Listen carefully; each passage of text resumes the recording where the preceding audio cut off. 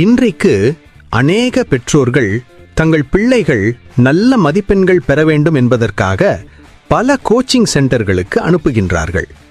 இதனால் பிள்ளைகளுக்கு அறிவு கிடைக்கிறது. ஆனால் ஞானம் எங்கிருந்து வரும்?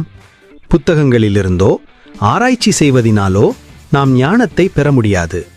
வேதாகமம் தெளிவாக சொல்கிறது, கர்த்தர் ஞானத்தை தருகிறார், அவர் வாயினின்று அறிவும் புத்தியும் வரும். நீதிமொழிகள் 2:6.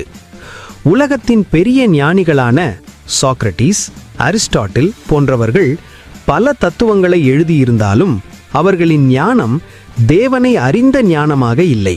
அதனால்தான் வேதாகமம் சொல்கிறது, இவ்வுலகத்தின் ஞானம் தேவனுக்கு முன்பாக பைத்தியமாயிருக்கிறது. ஆனால் தேவன் சாலமோனுக்கு தந்த ஞானம் உலகமே ஆச்சரியப்படும் அளவிற்கு இருந்தது. உங்கள் வேலைகள் ஆசீர்வதிக்கப்பட வேண்டுமா?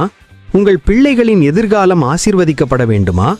இயேசுவிடம் ஞானத்தை கேட்போம், பெற்றுக்கொள்வோம், பெற்றதை காத்துக்கொள்வோம். ஆமேன். ஹalleluya.